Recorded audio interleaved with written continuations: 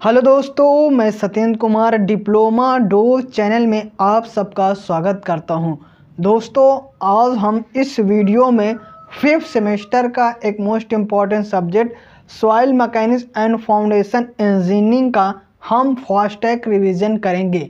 अब दोस्तों, अब हम एक एक लेसन का एक एक वीडियो में सभी रिवीजन करेंगे।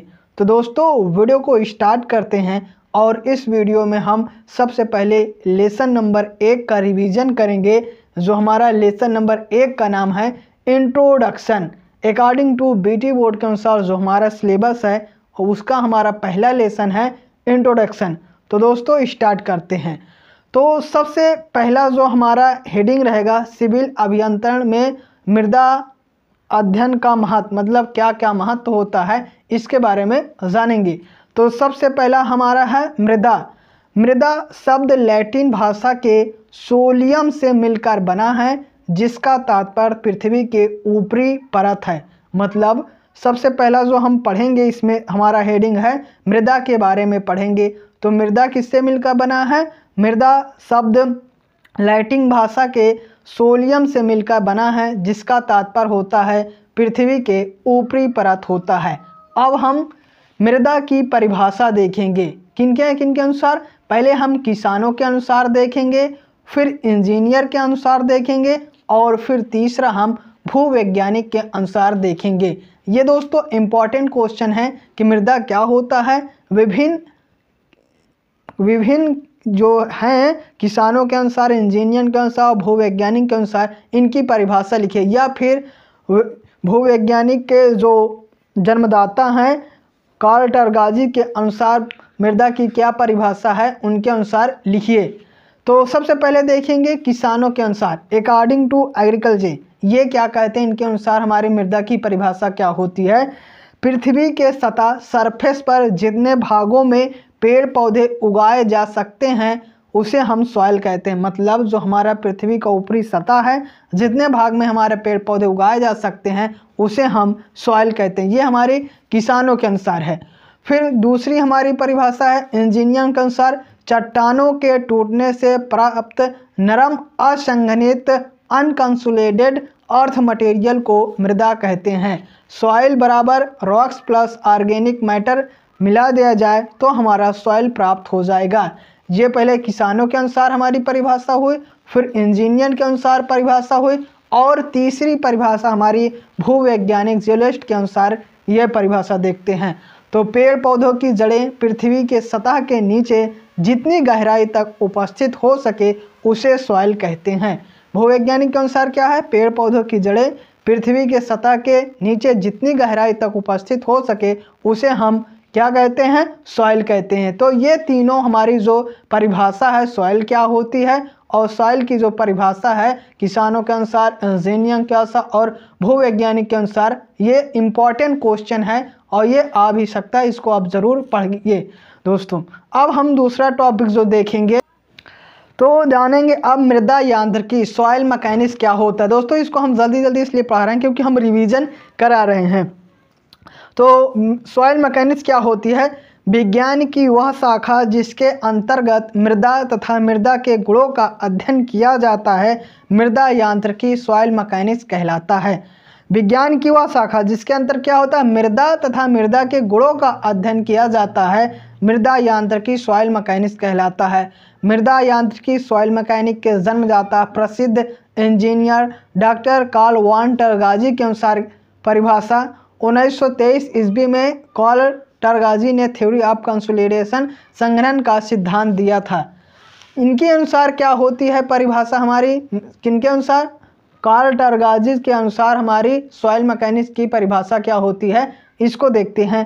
तो मृदा यांत्रिक इंजीनियर डॉक्टर कार्ल वान टरगाजी के अनुसार मृदा यांत्रिकी इंजीनियर की वह शाखा है जिसमें चट्टानों के भौतिक एवं रासायनिक विघटन से निर्मित कणों के अवसादों, सेडिमेंट और असंगठित अनकंसोलिडेटेड जमाओं, डिपॉजिट जिसमें कार्बनिक पदार्थ भी हो सकते हैं, से जुड़ी इंजीनियरिंग समस्याओं का अध्ययन के लिए अभियांत्रिकी, मैकेनिज्म एवं द्रव विज्ञान, हाइड्रोलिक्स के सिद्धांतों का उपयोग किया जाता है। तो कार्ल वन टारगाजी के अनुसार मृदा यांत्रिकी सॉइल मैकेनिक की परिभाषा क्या होती है? मृदा यांत्रिकी इंजीनियर की वह शाखा जिसमें चट्टानों के भौतिक एवं रासायनिक विघटन से निर्मित कणों के अवसादों, ये इंपॉर्टेंट है, अवसादों, सेडिमेंट, असंघनित अनकंसोलिडेटेड जमाव डिपॉजिट जिसमें कार्बनिक पदार्थ भी हो सकते हैं, से जुड़ी इंजीनियरिंग समस्याओं का समाधान करने के लिए मैकेनिज्म एवं हाइड्रोलिक्स का उपयोग किया जाता है। ये कार्ल वन टारगाजी के अनुसार मृदा यांत्रिकी सॉइल मैकेनिक्स की परिभाषा है। अब देख लेते हैं दोस्तों मृदा यांत्रिकी के लाभ। इसको दोस्तों एग्जाम में ज़रूर पढ़ के जाइए, क्योंकि कार्ल वन टारगाजी के अनुसार मृदा यांत्रिकी की क्या परिभाषा है पूछ सकता। अब देखते हैं मृदा यांत्रिकी से लाभ। पहला लाभ है ऊंचे ऊंचे बांधों का अभिकल्पन व निर्माण भी मृदा यांत्रिकी से संभव है। फिर दूसरा है मृदा यांत्रिकी के कारण ही बहुमंजिली भवनों का निर्माण किया जाता है। तीसरा है सड़कों के निर्माण, मरम्मत, अभिकल्पन आदि मृदा यांत्रिकी की सहायता से किया जाता है। फिर है प्रतिधारक दीवारें, खुदाई से तख्ताबंदी के निर्माण व अभिकल्पन किया जाता है। ये हमारे 4 लाभ है। ये ज़्यादा इम्पॉर्टेंट नहीं है, मगर ये जो हमने अभी ऊपर बताया कार्ल वन टारगाजी के अनुसार मृदा यांत्रिकी सॉइल मैकेनिक्स की परिभाषा, ये इम्पॉर्टेंट है। अब हम देखेंगे दोस्तों मृदा का बनना, फॉर्मेशन साइकिल ऑफ सॉइल, कि हमारी मृदा कैसे बनती है। तो चट्टानों के भौतिक एवं रासायनिक कारणों से लगातार विघटन होता रहता है, जिससे मृदा का निर्माण होता है। मृदा का निर्माण कैसे होता है? मृदा का निर्माण हमारा चट्टानों के भौतिक एवं रासायनिक कारणों से विघटन के कारण होता है। फिर चट्टानों के टूटने से मृदा का निर्माण होता है। मैग्मा के ठंडा होने पर चट्टानों का निर्माण होता है। ये हम इसको लिखें, चट्टान का अपक्षय जब होता है, अपक्षय हमारा हो सकता है भौतिक अपक्षय हो सकता है, रासायनिक अपक्षय होता है, इसको हम विस्तार पूर्वक पढ़ेंगे।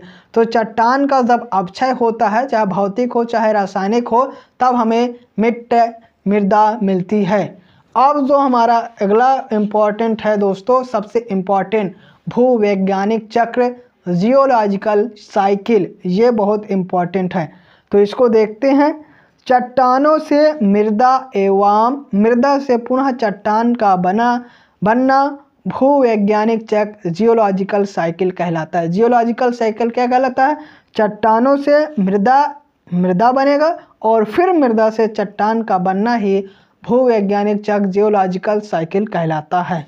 चट्टान रॉक बराबर जियोलॉजिकल साइकिल होगा, मिट्टी बनेगा और मिट्टी से फिर चट्टान बनेगा, यही जियोलॉजिकल साइकिल कहलाता है। इसको समझते हैं। ये जो हमारा जियोलॉजिकल साइकिल होता है, ये 3 स्टेप में होता है। कितने स्टेप में होता है? 3 स्टेप में होता है। सबसे पहला होता है भूवैज्ञानिक चक्र, 3 क्रियाएं में होती है। सबसे पहला होता है चट्टानों का विघटन, इरोजन होता है। सबसे पहले जो हमारा चट्टान से मृदा बनता है, उसके लिए हमारे 3 घटनाएं घटती है। सबसे पहले चट्टानों का विघटन होता है, इरोजन होता है, फिर दूसरा हमारा विघटित कणों का परिवहन एवं निक्षेपण होता है, मतलब ट्रांसपोर्टेशन एंड डिपोजिशन होता है, और तीसरा होता है अभ्युत्थान अर्थात उथल पुथल अपहीवल होता है। इसको दोस्तों इस तरह से देख सकते हैं। चट्टान का विघटन होगा, पहले चट्टान का विघटन होगा, विघटन से परिवहन एवं निक्षेपण होगा, फिर निक्षेपण से अभ्युत्थान होगा और फिर हमारा चट्टान बन जाएगा। इसको दोस्तों ध्यान रखिए, इसको याद करने में आसानी हो जाती है। तो भूवैज्ञानिक चक्र कितने स्टेप में होता है? भूवैज्ञानिक चक्र 3 स्टेप में होता है। चट्टानों का विघटन और फिर परिवहन एवं निक्षेपण और तीसरा अभ्युत्थान अर्थात उथल पुथल अपहीवल होता है। अब इनका हम विस्तार पूर्वक जानते हैं। सबसे पहला हमारा क्या है? चट्टानों का विघटन, erosion of disintegration of rock. तो भौतिक एवं रासायनिक प्रक्रियाओं द्वारा चट्टानों का छोटे छोटे टुकड़ों में टूटना चट्टानों का विघटन या फिर अपक्षय कहलाता है। अपक्षय क्या कहलाता है? चट्टानों का छोटे छोटे टुकड़ों में टूटना ही हमारा विघटन या फिर अपक्षय कहलाता है। डिसइंटीग्रेशन कहें या फिर इरोजन कहें, वही बात हमारी होती है। फिर चट्टानों का विघटन या अपक्षय के प्रकार, मतलब हमारा जो इरोजन होता है या फिर डिसइंटीग्रेशन होता है, वो कितने प्रकार का होता है?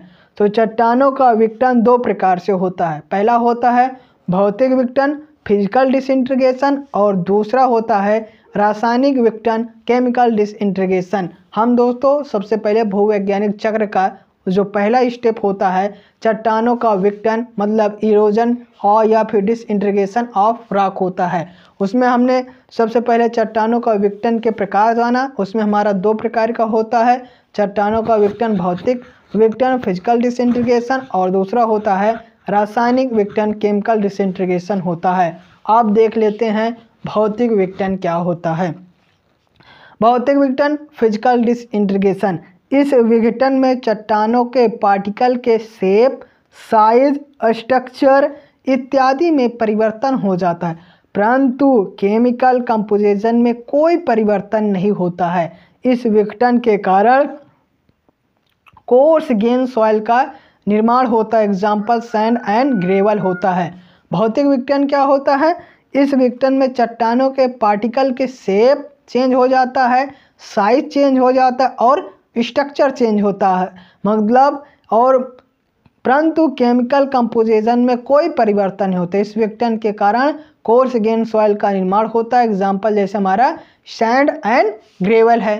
फिर है भौतिक विघटन के कारण। भौतिक विघटन के हम 5 कारण पढ़ेंगे। सबसे पहला हमारा है पेड़ पौधों की जड़ों के कारण, दूसरा है तापक्रम में बदलाव के कारण, तीसरा अपघर्षण क्रिया, चौथा है चट्टानों के रंध्रों में जल का प्रवेश और पांचवा है भूकंप व भूस्खलन। तो ये भौतिक विघटन के 5 कारण हैं। अब इनका हम विस्तार पूर्वक जानते हैं। तो सबसे पहला है पेड़ पौधों की जड़ों के कारण। पेड़ पौधों की जड़ों के कारण भौतिक विघटन कैसे होता है इसको देखते हैं। चट्टानों के ऊपर जब पेड़ पौधे उग जाते हैं तो इनकी जड़ों से चट्टान में दरार उत्पन्न हो जाते हैं और चट्टानें टूटने लगती हैं। ये पहला कारण कैसे होता है? जब चट्टान के ऊपर पेड़ पौधे उगाएंगे तो जो उसकी जड़ रहेगी, जड़ चट्टाने से दरार उत्पन्न हो जाती है और चट्टानें टूटने लगती है। दूसरा कारण है तापक्रम में बदलाव के कारण।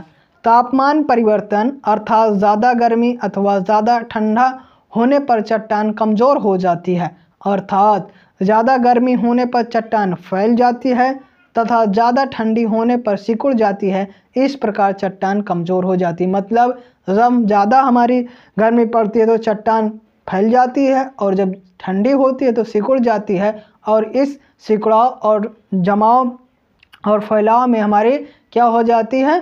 चट्टान कमज़ोर हो जाती है और इस प्रकार चट्टान कमज़ोर हो जाती है और फिर टूट जाती है। 2 कारण हो गए। तीसरा कारण है अपघर्षण की क्रिया। जब वायु रॉक में संपर्क में आती है तो अपघर्षण के कारण चट्टानों की सतह टूटने लग जाती है। यह क्रिया बहते जल से भी होती है, हिमखंडों से भी अपघर्षण की क्रिया होती है, जिससे रॉक टूट जाती है। 3 कारण दोस्तों आप हेडिंग पहले जरूर याद कर लीजिए, फिर आप उसमें एग्जाम में तो कुछ में कुछ जरूर लिख लें। पहला है पेड़ पौधों की जड़ों के कारण, दूसरा है तापक्रम में बदलाव के कारण, तीसरा अपघर्षण की क्रिया और चौथा देखते हैं चट्टानों के रंध्रों में जल का प्रयोग करना। चट्टानों के रंध्रों में जल प्रवेश कर जाता है, तापमान कम होने के कारण जल बर्फ में बदल जाता है, जिससे उसके आयतन में वृद्धि हो जाती है। यह चट्टान का दबाव डालता है, जिससे चट्टान का टूटना हो जाता है। और पांचवा है भूकंप व भूस्खलन। भूकंप के कारण चट्टान टूट फूट जाती है और इस प्रकार भूस्खलन से भी चट्टान टूट जाती है। इस प्रकार चट्टान का अपक्षय हो जाती है। तो ये जो 5 दोस्तों हेडिंग है इसको आप ज़रूर याद कर लीजिए। उसमें पूछ सकता है, एग्ज़ाम में आता है कि फिजिकल डिसइंटीग्रेशन क्या होता है, इसके कारण बताइए। तो पहला हेडिंग आप याद करिए पेड़ पौधों की जड़ों के कारण, दूसरा तापक्रम में बदलाव के कारण, तीसरा अपघर्षण की क्रिया, चौथा चट्टानों में रंध्रों में जल का प्रवेश करना और फिर भूकंप व भूस्खलन। तो ये था दोस्तों हमारा फिजिकल डिसइंटीग्रेशन और फिजिकल डिसइंटीग्रेशन के कारण। अब हम दोस्तों देखेंगे रासायनिक विघटन केमिकल डिसइंटीग्रेशन क्या होता है। इस प्रकार के विघटन में चट्टान के साइज एंड शेप में परिवर्तन के साथ साथ केमिकल कंपोजिशन में भी चेंज हो जाता है, क्योंकि वायुमंडल में उपस्थित ऑक्सीजन व carbon dioxide CO2, carbon dioxide को किससे प्रदर्शित करते हैं?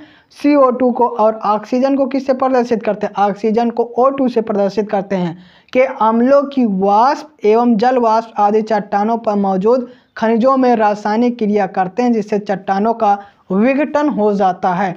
रासायनिक विघटन क्या होता है देख लेते हैं एक बार फिर से।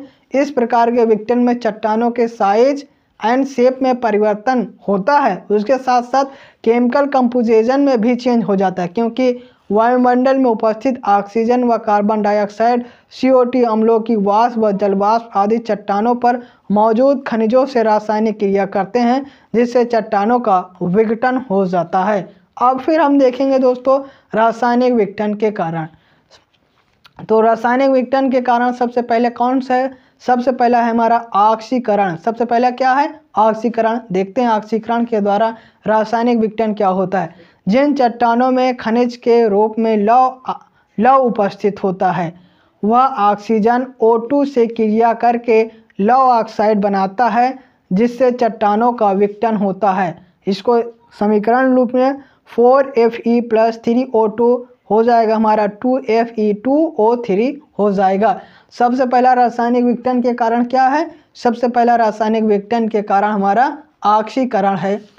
फिर देखते हैं दोस्तों दूसरा जल योजन। दूसरा क्या है? जल योजन, हाइड्रेशन। यह क्रिया चूना पत्थर, कैल्शियम कार्बोनेट वाली चट्टानों में अधिक होती है। इसमें चट्टानों के खनिजों में उपस्थित संरचनात्मक जल चट्टानों से मिलकर विघटन कर देता है। इसमें हाइड्रोलिसिस की क्रिया सिलिकेट खनिजों का विघटन करती है, जैसे पोटेशियम फ्लेशफार क्रिया करके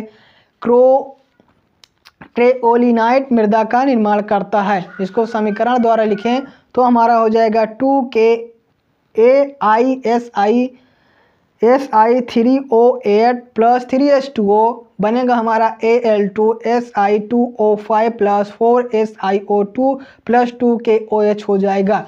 रासायनिक विघटन के कारण कौन से है? सबसे पहले हमारा ऑक्सीकरण है, दूसरा हमारा जल योजन है, तीसरा हमारा है रासायनिक विघटन के कारण कार्बोनाइजेशन।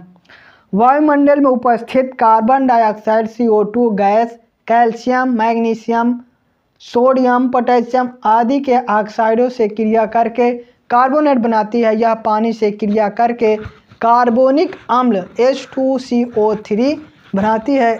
इससे चट्टानों का विघटन होता है।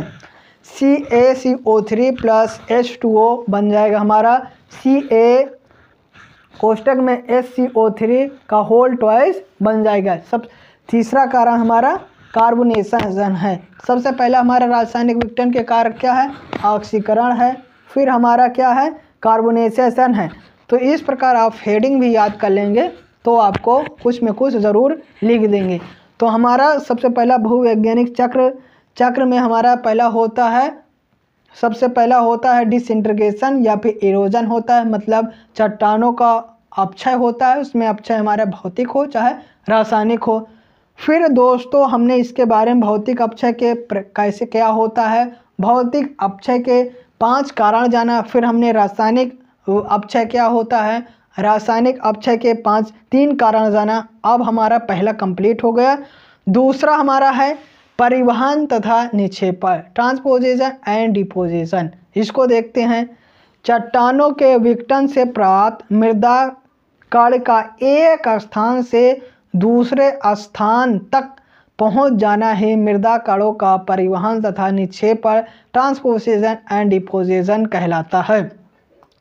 परिवहन तथा निक्षेपण के क्या है दोस्तों? एक स्थान से दूसरे स्थान तक पहुंच जाना ही मृदा का परिवहन तथा निक्षेपण कहलाता है। ट्रांसपोजिशन एंड डिसइंटीग्रेशन कहलाता है। फिर है परिवहन तथा निक्षेपण के कारण। पहला क्या है? परिवहन तथा निक्षेपण के कारण। मृदा कणों के परिवहन तथा निक्षेपण के निम्न कारण है। सबसे पहला हम देखेंगे जल है, दूसरा गुरुत्व है, तीसरा वायु है और चौथा हमारा ग्लेशियर है। परिवहन तथा निक्षेपण के कौन कारण है? सबसे पहला हमारा जल है, वाटर है, दूसरा गुरुत्व है मतलब ग्रेविटी है, और तीसरा हमारा एयर है, वायु है, और चौथा है ग्लेशियर है। अब देखते हैं इनके द्वारा हमारा परिवहन तथा निक्षेपण कैसे होता है। जल एक शक्तिशाली है जो मृदा के कणों को एक स्थान से दूसरे स्थान ले जाता है। जल एक शक्तिशाली है जो मृदा के कणों को एक स्थान से दूसरे स्थान ले जाता है। जल का वेग जब ज़्यादा होता है अर्थात वर्षा ऋतु में मृदा के कणों को तेज़ी से बहा ले जाता है और ज्यों-ज्यों पानी का वेग कम होता है बड़े कण बैठ जाते हैं और मृदा का निर्माण होता है। मतलब जितना ज़्यादा हमारा पानी का वेग होगा उतना ज़्यादा हमारा मृदा के कण तेज़ी से बहा ले जाएंगे और ज्यों-ज्यों हमारा पानी का वेग कम होगा और उसके कण बैठते जाएंगे और जो बैठ जाएंगे तो ही हमारा मृदा का निर्माण होगा। ये सबसे पहला कारण हुआ जल। दूसरा दोस्तों है गुरुत्व बल ग्रेविटी, इसको देखते हैं। पहला दोस्तों हमारा जल है, दूसरा है गुरुत्व बल ग्रेविटी है। चट्टानों के विघटित मृदा कण या चट्टानों के टूटे हुए टुकड़े अपने गुरुत्व बल के कारण नीचे की ओर लुढ़कते हुए आ जाते हैं और एक स्थान से दूसरे स्थान तक पहुंच जाते हैं। यह हमारा गुरुत्व बल के कारण हमारा परिवहन तथा निक्षेपण कैसे होता है। चट्टानों के विघटित मृदा कण या चट्टानों के टूटे हुए टुकड़े अपने गुरुत्व बल के कारण नीचे की ओर लुढ़कते हुए आ जाते हैं और एक स्थान से दूसरे स्थान तक पहुंच जाते हैं। तीसरा है वायु द्वारा परिवहन तथा निक्षेपण कैसे होता है। तेज हवा मृदा के कण को एक स्थान से दूसरे स्थान तक ले जाती है। जैसे जैसे हवा का प्रभाव कम होता है मृदा कण बैठना शुरू कर देती है। इस प्रकार वायु द्वारा मृदा के कण एक स्थान से दूसरे स्थान तक पहुंच जाते हैं। ये हमारा तीसरा हुआ। पहला हमारा जल है, दूसरा गुरुत्व बल है, तीसरा वायु है और चौथा हमारा ग्लेशियर है। ग्लेशियर के बड़े बड़े हिमखंड पिघलने पर अपने साथ मृदा कणों को बहा ले जाते हैं। ग्लेशियर के बड़े बड़े हिमखंड पिघलने पर अपने साथ मृदा कणों को बहा ले जाते हैं। यह हिमखंड पानी के साथ बहते हुए काफ़ी दूरी तक तय करता है। इस प्रकार मृदा के कण का स्थानांतरण हो जाता है।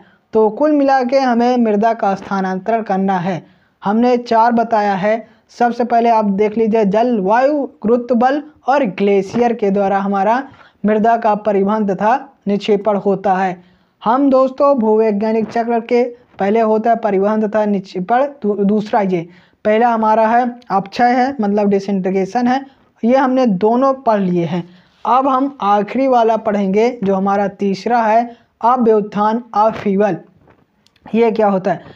विभिन्न कारणों से मृदा एक स्थान से दूसरे स्थान पर जाती रहती है।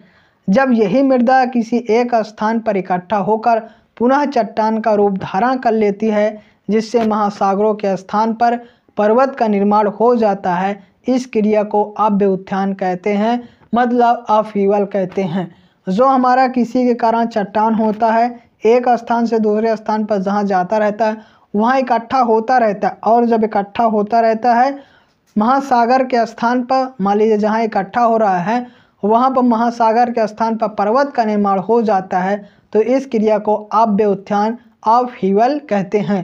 तो दोस्तों उम्मीद करते हैं आपको तीनों ये टॉपिक, सबसे पहले डिसइंटीग्रेशन मतलब अपक्षय और फिर अपहीवल तीसरा और फिर ट्रांसपोजिशन डिफिकल्शन मतलब परिवहन तथा निक्षेपण, आपको ये समझ में आए। ये दोस्तों इम्पॉर्टेंट टॉपिक है, इसको आप ज़रूर पढ़िए। अब देखें दोस्तों मृदा का वर्गीकरण, सॉइल क्लासिफिकेशन। तो मृदा का भूवैज्ञानिक वर्गीकरण देखेंगे।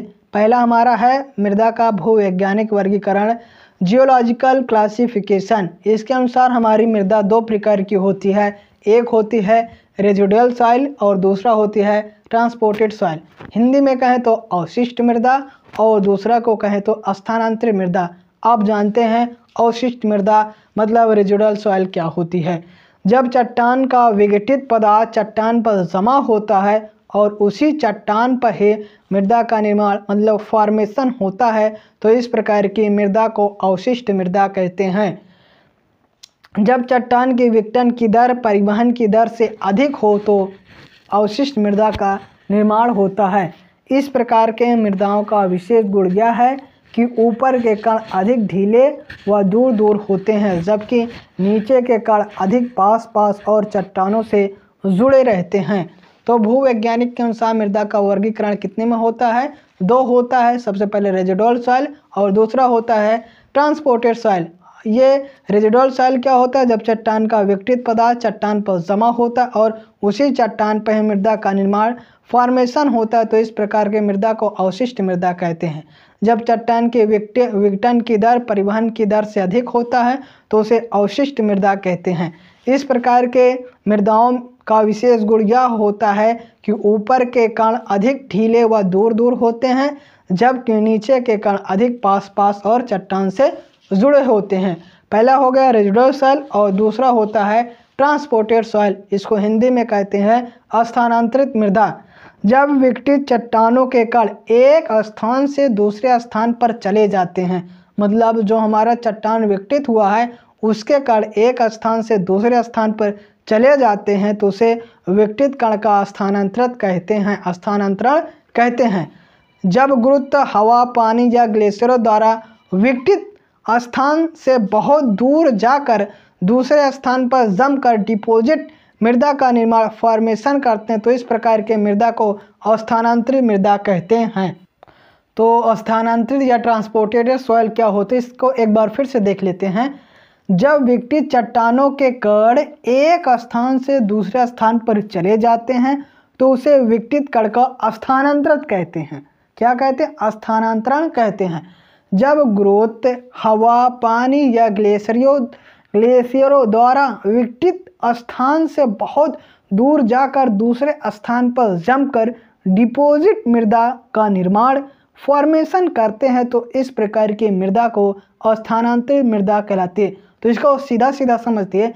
अवशिष्ट मतलब रेजिडुअल सॉइल में क्या होता है? जब विघटन होता है तो मृदा वहीं रहती है, और जबकि स्थानांतरित में क्या होती है, तो उसका जब विघटन होता है तो मृदा एक स्थान से दूसरे स्थान पर चली जाती है, तो वो हमारी स्थानांतरित मृदा कहलाती है। इसका सबसे अच्छा उदाहरण हमारा दोमट मिट्टी होती है, मतलब जो दोआब क्षेत्र में पाई जाती है, वो हमारी ट्रांसपोर्टेड सॉइल का सबसे अच्छा उदाहरण है। और फिर पहला हमारा अवशिष्ट मृदा है। तो मृदा का भूवैज्ञानिक वर्गीकरण 2 होता है, अवशिष्ट मृदा और स्थानांतरित मृदा। उम्मीद करते हैं आपको ये समझ में आया होगा। भूवैज्ञानिक के अनुसार जो मृदा का वर्गीकरण था वो था हमारा रेजिडुअल सॉइल और ट्रांसपोर्टेड सॉइल, मगर इंजीनियरिंग के अनुसार हमारा जो मृदा का वर्गीकरण किया गया है वो हमारा 3 प्रकार का होता है। पहला होता है ससंजनहीन मृदा, कोहेजनलेस सॉइल, और दूसरा होता है ससंजक मृदा, कोहेजिव सॉइल, और तीसरा होता है कोलाइड होता है। अब इनका हम देखते हैं दोस्तों। पहला जो होता है कोहेजनलेस सॉइल मतलब ससंजनहीन मृदाएं। ये वो मृदाएं हैं जिनमें यदि जल की मात्रा मिलाकर उसको इच्छित आकार देना चाहे तो इन्हें मन चाहे आकार में नहीं ढाल सकते हैं। इनके कण अपेक्षाकृत बड़े साइज के होते हैं तथा सम आकार के होते हैं। इनमें ससंजन कोहेजन का अभाव होता है। इसका उदाहरण हमारा क्या होता है? बालू होता है, मतलब सैंड होता है। आप सैंड को लीजिए, उसमें हम इच्छित आकार मतलब अपनी इच्छानुसार कोई भी आकार ढालना चाहें तो नहीं ढाल सकते, क्योंकि इसमें ससंजन का गुण होता ही नहीं है, तो एक दूसरे से जुड़ेगा ही नहीं, तो कोई आकार कहाँ से प्रदान करेगा। तो सबसे पहले ससंजनहीन कोहेजनलेस का उदाहरण क्या हमारा है? ग्रेवल और सैंड है। और इसी प्रकार दूसरा हमारा है ससंजक मृदा, कोहेजिव सॉइल। इसको देखते हैं ये क्या होता है। ये वह मृदाएं होती हैं जिनमें कुछ जल की मात्रा मिलाकर किसी रूप में ढाला जाए तो ये आसानी से वह रूप ले लेती है। इनके कण अपेक्षाकृत छोटे साइज के होते हैं। इनको द्वितीय खनिज सेकेंडरी मिनरल्स कहा जाता है तथा ये चट्टानों के रासायनिक अपक्षरण के कारण बनते हैं। एग्जाम्पल हमारा क्ले, चिकनी मिट्टी होता है। चिकनी मिट्टी आप लीजिए जो तालाब में पाई जाती है, उसमें आप कुछ मात्रा में पानी मिला दीजिए तो उसको चाहे जिस आकार में ढाल सकते हैं। और जो हमारा पहला उदाहरण होता है ससंजनहीन कोहेजनलेस का, उसमें बालू आता है। बालू को आप चाहे जितने जो भी आकार में डालना चाहें वो नहीं डलेगा, क्योंकि उसमें ससंजक का गुण पाया नहीं जाता। जबकि ससंजक मृदा में कोहेजिव सॉइल में मतलब क्ले मतलब चिकनी मिट्टी में जो हमारा बहुत ज़्यादा पाया जाता है, उसको किसी भी आकार शेप साइज में परिवर्तन कर सकते हैं। और तीसरा हमारा है कोलाइड है। ये अत्यंत सूक्ष्म कण के होते हैं। इन कणों का साइज क्ले पार्टिकल के साइज से 2 × 10⁻³ mm से कम होता है। मतलब जो कोलाइड होता है ये ससंजक, ये अत्यंत सूक्ष्म कण के होते हैं। इन कणों का साइज क्ले पार्टिकल, मतलब जो हमारा ससंजक मृदा का उदाहरण है क्ले, चिकनी मिट्टी, उसके साइज के 2 × 10⁻³ mm से कम होता है। तो इंजीनियर के अनुसार हमारा मृदा का वर्गीकरण 3 भागों में किया गया है।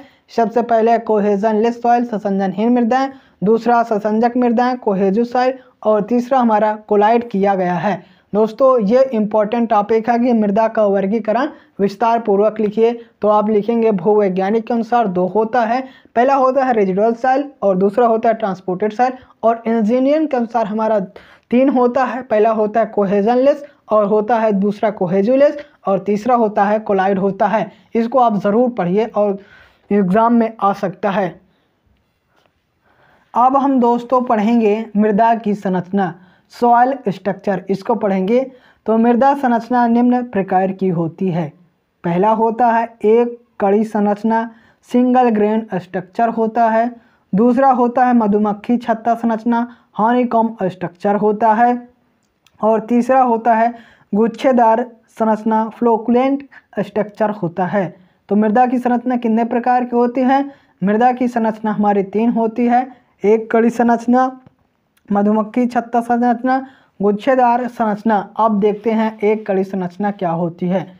एक कड़ी संरचना सिंगल ग्रेन स्ट्रक्चर, एक कड़ी या फिर एक समान संरचना, इसमें सरल होते हैं। इनमें समान आकार के गोलाकार कणों की विशेषता होती है। इनमें क्या होता है? समान आकार के गोलाकार कणों की विशेषता होती है। इन कणों में कोई आकर्षण नहीं होता है। क्या होता है? कोई भी आकर्षण नहीं होता है। यह संरचना संसंजनहीन कणों में पाई जाती है, मतलब कोहेजनलेस में पाई जाती है। मतलब इसका उदाहरण सैंड होगा, बजरी होगी। यह कण संरचना किस में पाई जाती है? सैंड और बजरी। आप देखते होंगे उसमें संरचना कैसी होती है? गोल गोल होता है और उसमें संसंजन का अभाव होता है। सबसे इसका एग्जाम्पल हमारा सैंड है, मतलब बालू है। इसको आप देखे होंगे। सबसे पहले एक कड़ी संरचना क्या होता है समझ में आया होगा। अब दूसरा देखते हैं मधुमक्खी छत्ता संरचना। दूसरा है मधुमक्खी संरचना, हनीकॉम्ब स्ट्रक्चर। इस प्रकार के संरचना मधुमक्खी छत्ते के समान होती है। इस प्रकार के संरचना में संसंजन बल पाया जाता है। यह संरचना महीन कणों में पाया जाता है। किसमें पाया जाता है? महीन कणों में पाया जाता है मधुमक्खी संरचना। सबसे पहला एक कड़ी संरचना है, दूसरा मधुमक्खी संरचना है और तीसरा हमारा है गुच्छेदार संरचना। तीसरा क्या है? गुच्छेदार संरचना, फ्लोकुलेंट स्ट्रक्चर।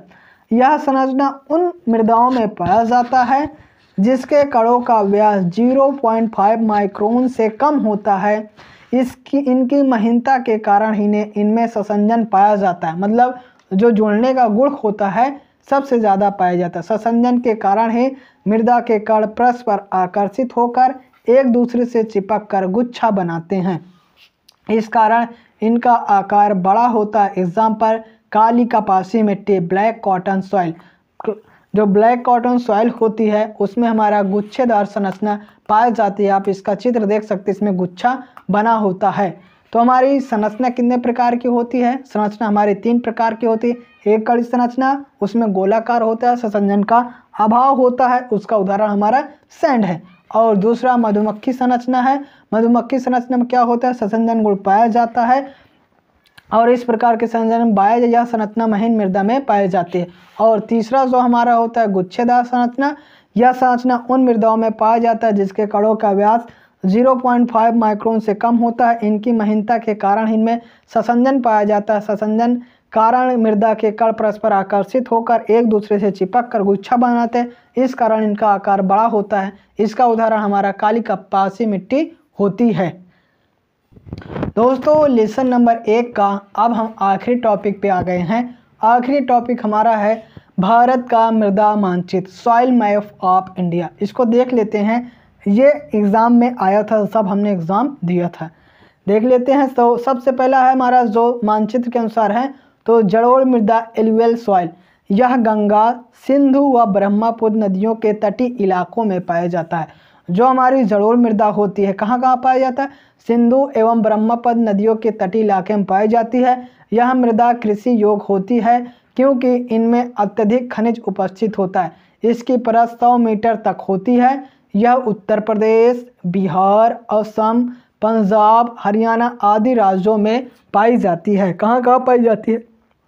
उत्तर प्रदेश, बिहार, असम, पंजाब, हरियाणा आदि राज्यों में पाई जाती है जलोढ़ मृदा। दूसरा हमारा है काली कपासी मृदा। इस मिट्टी की उत्पत्ति लावा के निर्मित बेसाल्ट शैल के रासायनिक विघटन से हुआ है। किससे? इस मिट्टी की उत्पत्ति लावा निर्मित बेसाल्ट शैल के रासायनिक विघटन से हुआ। जल में मिलने पर मृतिका जैसी मुलायम हो जाती है किंतु सूखने पर कठोर होकर दरारें पैदा कर देती है। इसे रेगड़ भांगर भी कहते हैं। यह मिट्टी कपास के लिए अति उत्तम है। यह मध्य प्रदेश, महाराष्ट्र, दक्षिणी गुजरात, कर्नाटक एवं आंध्र प्रदेश में पाई जाती है। कहाँ कहाँ पाई जाती है? मध्य प्रदेश, महाराष्ट्र, दक्षिणी गुजरात, कर्नाटक एवं आंध्र प्रदेश में पाई जाती है। सबसे पहले जलोढ़ मृदा, फिर दूसरा काली कपासी मृदा और तीसरा हमारा है लाल मृदाएं, रेड सॉइल। इस मृदा में लोहा, कैल्शियम और एल्यूमिनियम अधिक मात्रा में पाया जाता है। जो हमारा लाल मृदा होता है इसमें कैल्शियम, एल्यूमिनियम अधिक मात्रा में पाया जाता है।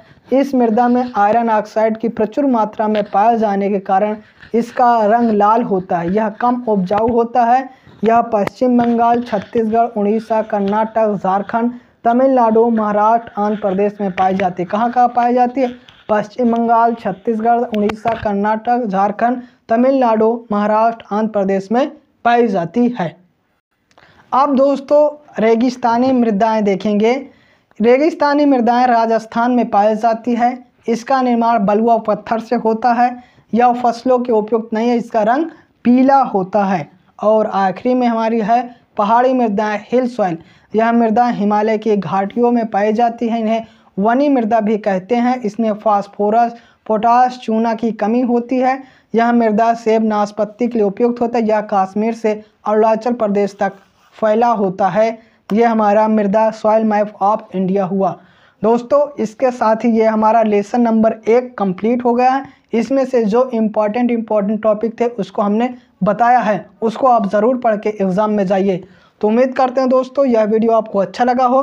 यदि यह वीडियो आपको अच्छा लगा हो तो वीडियो को लाइक कर दीजिए और चैनल को सब्सक्राइब कर दीजिए और बेल आइकन के ऑल पर क्लिक कर दीजिए और दोस्तों में भी शेयर कर दीजिए। अब दोस्तों हम एक वीडियो में एक लेसन फास्ट ट्रैक रिवीजन करेंगे जिससे एग्ज़ाम तक आपका पूरा रिवीजन हो जाएगा।